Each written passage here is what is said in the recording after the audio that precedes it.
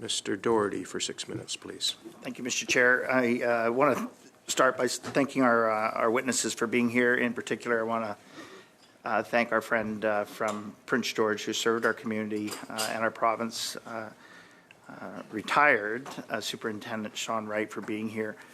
Mr. Wright, earlier this year you called BC's drug decriminalization experiment one of the biggest public policy disasters in our province's history. Can you expand on that a little bit? Yes. Basically, my experience with that was it led to a marked increase in incidents of public disorder within the community that I was policing at the time, and had significant negative effects in that regard, resulting in a lot of complaints from the community, both community residents and business owners, and made things very difficult for police to intervene in those behaviors of open drug use and disorder. How have our communities changed over the last, say, 8 years? I would say there's been what I would describe as a dark turn with regards to disorder on the streets.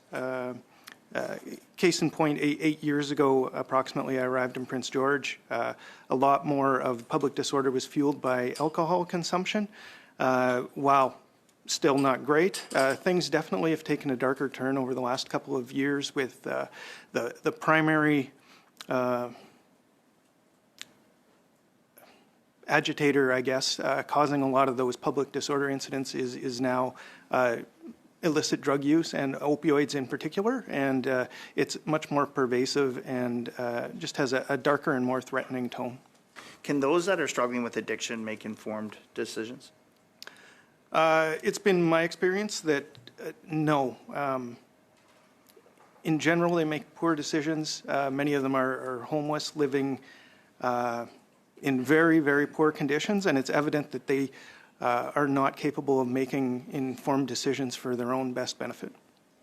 There's been a lot of talk in our province, Premier Eby, as well as John Rustad, and our leader have talked about providing those that are addicted two streams. Involuntary care. In your opinion, would that work?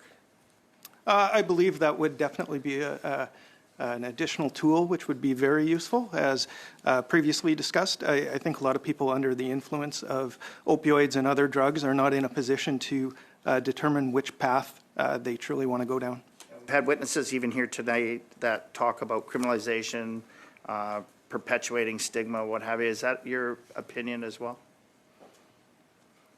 Sorry, in terms of involuntary care, or walking back decriminalization, would that, do you believe that would contribute to stigma with those that are struggling with addiction?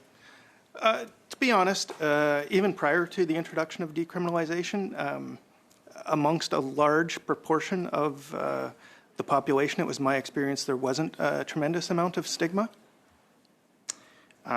Should safe supply drugs have markers for traceability? I think that would be very useful for police and government agencies in tracing it if it is diverted from its intended use. You are here, essentially you're bringing the voices of the thousands of men and women that serve our communities all across our nation. Can you speak to whether officers on the ground have had reservations about decriminalization and safe supply? Because the message we're getting from our frontline officers are that there was significant concern with this, but yet we still went down that path. I would say that that's an accurate, from my experience in my community, that's an accurate depiction that Frontline was not particularly supportive.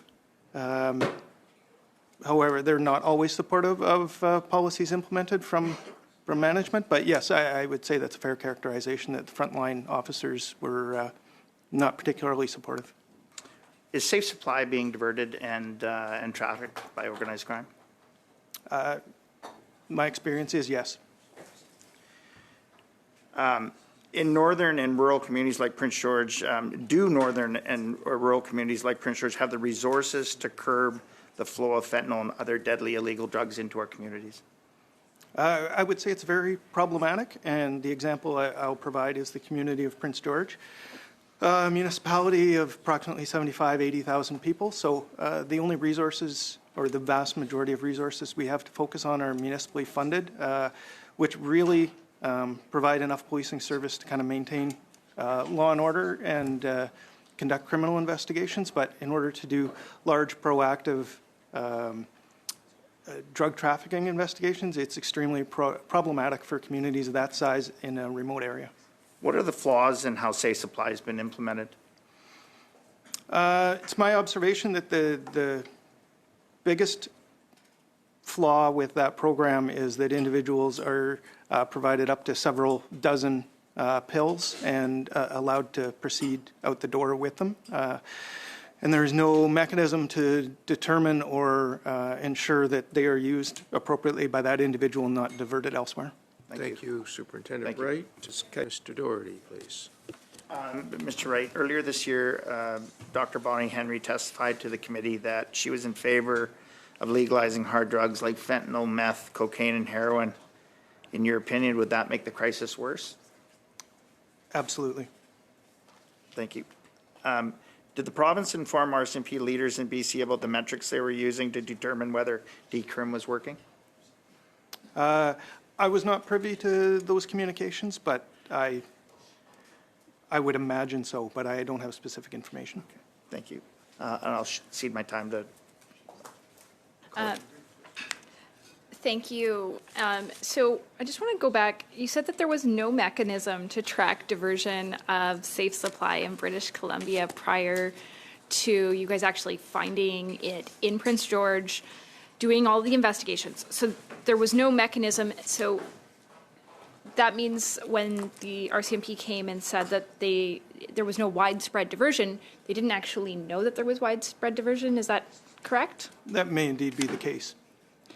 So to me, it's exceptionally troubling that there was no mechanism to track if this massive change of policy of providing highly potent opioids to people that are struggling with addiction, giving them large quantities of this, sending them home, and there was no actual process to track and see if they were being trafficked into our communities. Yeah, I would agree that is troubling. My experience with the health sector with regards to decriminalization, and I'll go back as far as marijuana when it was introduced as for medical purposes. Health Canada had the lead on that, but there was little appetite or ability to conduct enforcement, and I see basically a similar occurrence in this case that health rolls out policies, but they don't have the inclination or the resources to adequately police it on the back end. One piece, so I know in my home province of Alberta, police officers have been told not to charge for simple possession for a number of years. How long have law enforcement in British Columbia been told not to charge for simple possessions prior to this legalization pilot project coming out? I would say it's probably about 20 years would be since it was common practice to charge individuals for simple possession. And when did you guys use that tool of charging someone for simple possession, when that was part of your toolkit? It was a useful tool to gather evidence towards larger drug trafficking investigations against drug trafficking networks and that sort of thing. It was a particularly useful tool. So effectively, when the government decided to embark on this lunatic process of legalizing hard drugs in British Columbia, they removed tools allowing you to not be able to do your job as well. That's correct. So one of the things you said earlier is that the decriminalization increased the number of complaints of social disorder noticeably. Do you know why that happened, or what were the observations you had around that? My opinion is that it normalized behaviors in public spaces that were previously not acceptable. Smoking meth on a sidewalk out front of a business was not typically something that would occur before. There was drug use for sure in some open areas, but it became more predominant, and that just led to an increase in calls for open drug use and that sort of thing, which we were really powerless to address at that point in time. Okay, so you said that you guys witnessed this so-called safe supply being trafficked into community, diverted people. So did you see that fueling fentanyl use and crime in your community? Yes, because we saw individuals who were prescribed so-called safer supply who would immediately either trade it directly for fentanyl or sell it in order to seek stronger street drugs elsewhere.